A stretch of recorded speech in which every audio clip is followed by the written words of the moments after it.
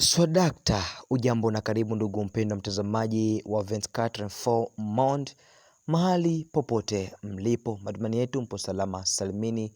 Ni saa 1 kamili saa za Afrika ya Kati, saa 2 kamili saa za Afrika Mashariki. Hii ni makala ya habari na matukio zinazojiri mashariki mwa Jamhuri ya Kidemokrasia ya Kongo, lakini pia Afrika ya Kati, Afrika Mashariki na duniani kote. Mimi ni wako mtangazaji wa kila leo, hivyo ni kualika kuungana nami mwanzo mpaka tamati mwa taarifa hii ya habari. Twende moja kwa moja huko nchini Jamhuri ya Kidemokrasia ya Kongo, ambako inasemekana kwamba Washington yashambuliwa vikali na kumweka Joseph Kabila chini ya vikwazo. Utawala wa Marekani unaanzisha shambulizi ya kidiplomasia katika uamuzi ambao unasababisha mshtuko kote huko Kinshasa. Marekani imetangaza vikwazo vya kifedha na kidiplomasia dhidi ya rais wa zamani wa Joseph Kabila Kabange, mashtaka ya kushirikiana na M23. Idara ya hazina ya Marekani imemshutumu rasmi mkuu huyu wa zamani wa nchi ya DRC kwa kudumisha uhusiano wa kitendaji na kisiasa na uasi wa M23, harakati ya Machi 23. Kundi hili lenye silaha ambalo linafanya kazi mashariki mwa Jamhuri ya Kidemokrasia ya Kongo imeandikwa katika ripoti kadhaa za Umoja wa Mataifa kama linaloungwa mkono na nchi jirani ya Rwanda. Uimara wa utawala wa Marekani. Tangazo hili lilitolewa na waziri wa hazina Scott Bessent, likiashiria hatua ya mabadiliko katika sera ya kigeni na ya utawala wa Trump kuhusu hali ya Kongo. Katika hotuba yake, B. Bessent alisisitiza kujitolea kwa Washington kurejea uadilifu wa eneo la DRC.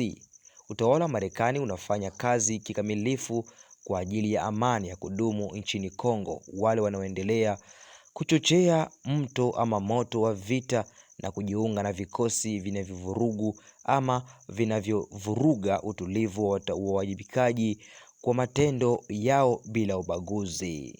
Matokeo ya hatari. Vikwazo vilivyokuwekwa kwa ujumla vinahusisha kufungia mali ambazo rais wa zamani anaweza kuwa nazo katika mamlaka za Marekani, kukatazwa kwa miamala kifedha na vyombo au raia wa Marekani. Vizuizi vya visa vinazuia kusafiri yoyote kwenda Marekani. Mkatadha wa kisiasa kwenye mvutano mkubwa. Uamuzi huu unakuja wakati ambapo hali ya kisiasa nchini DRC inabaki kuwa ya mvutano kati ya muungano tawala na upinzani. Ingawa Joseph Kabila alikuwa amejiondoa kutoka kwa vyombo vya habari, kushutumu hivi zinaweza ama zinamweka kati ya masuala ya usalama wa taifa. Wachambuzi wanaamini ishara hii kutoka Washington inalenga kuwatenga wahusika wanaoshukiwa kuzuia mchakato ya amani huko Rwanda na Nairobi. Mahakama ya kijeshi ya Uvira Garrison ilifungua vikao vyake vya hadhara siku ya Alhamisi Aprili 30 ya jana mwaka huu 2026, huku kesi 2 zikiwa zimewekwa mahakamani. Mbole Emmanuel anayeshtakiwa kwa jaribio la mauaji wa kuidharau mahakama ambayo Bongo Albert anayeshtakiwa kwa kushambulia na kuua watu. Zaidi ya kesi hizo maalumu, vikao hivi ni sehemu ya mpango mpana unaoongozwa na gavana wa Kivu Kusini Profesa Jean-Jacques Purusi, ambaye amesisitiza mara kwa mara kurejeshwa kwa mamlaka ya serikali katika kuonekana kwake kwenye vyombo vya habari.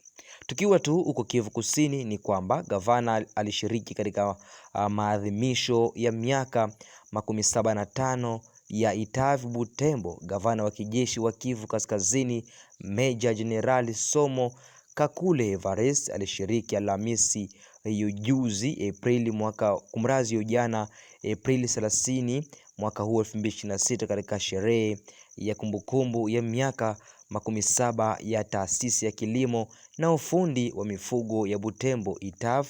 Katika tukio hili, mamlaka ya mkoa ilisifu jukumu lililochochezwa na taasisi hii katika kufunza vijana, ikisema kwamba ITAF inasalia kuwa mfano wa elimu katika eneo la Kivu Kaskazini. Vita vya M23 huko Kivu, kati ya mawasiliano yaliyolenga ama yaliyounganishwa na adui, idadi isiyo na uhakika ya kijeshi, kutokuwepo kwa mafundisho ya kijeshi yanayofaa na hali ngumu ya kifedha, tathmini iliyofanywa na wanabunge wa Kongo haina shaka. Maelezo, ripoti zilizoandikwa ripoti zisizobadilika kutoka bunge la kitaifa la Seneti kuhusu matatizo yanayokabiliwa na vikosi vya jeshi la Jamhuri ya Kidemokrasia ya Kongo FARDC. Tukiwa kwa Fizi, mashariki mwa Jamhuri ya Kidemokrasia ya Kongo, ndugu mpendwa mtazamaji, ni kwamba muuguzi alipigwa risasi Baraka. INIC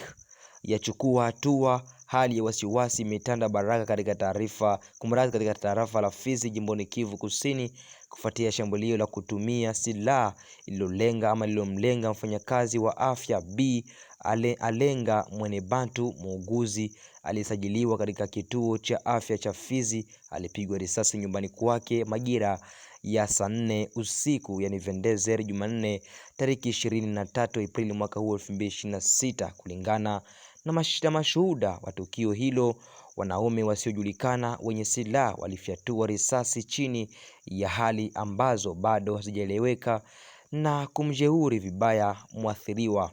Alihamishwa haraka hadi hospitali ya Baraka ili kupata matibabu yanayofaa. Tukio hili limesababisha hisia kali ndani ya jumuiya ya madaktari. Umoja wa Kitaifa wa Wauguzi wa Kongo UNIC ililaani vikali kitendo hiki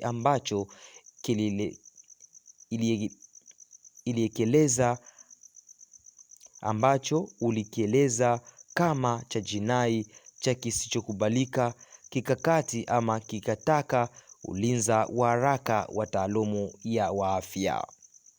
Katika majibu yake, shirika hilo lilisema, tunalaani kitendo hiki kibaya dhidi ya wauguzi iliyojitolea kuhudumia jamii. Vitendo kama hivi lazima vikomeshwe mara moja. Vile taarifa nyingine ilisisitiza hitaji la kuchukua hatua. Usalama wa wafanyakazi wa afya lazima uwe kipaumbele. Tunawasihi mamlaka kufanya kila linalowezekana kuwatambua wahusika na kuhakikisha ulinzi wa wafanyakazi wa matibabu, huku uchunguzi ukitarajiwa kutoa mwanga kuhusu shambulio hili.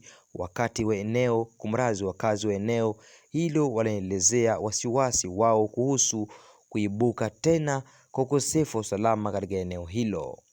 Kwa mwisho, ukosefu wa usalama umeibuka tena katika tarafa la Fizi. Mwanamke kutoka Baraka alipigwa risasi na kuuawa Jumatano tarehe 29 Aprili mwaka 2026 yapata saa 7 usiku huko Chaboba katika eneo la afya la Nondo. Kufikia hapa ni kama sina la ziada, ndugu mpendwa mtazamaji wa 24 Monde, mahali popote mlipo, mlikuwa wengi mkifuatilia habari na matukio kutoka 24 Monde. Hivyo nikualike usikose kusubscribe, lakini pia kushare kwa wengine na kulike ili wa kwanza kubarika na kupata habari zetu. Nikisema chao.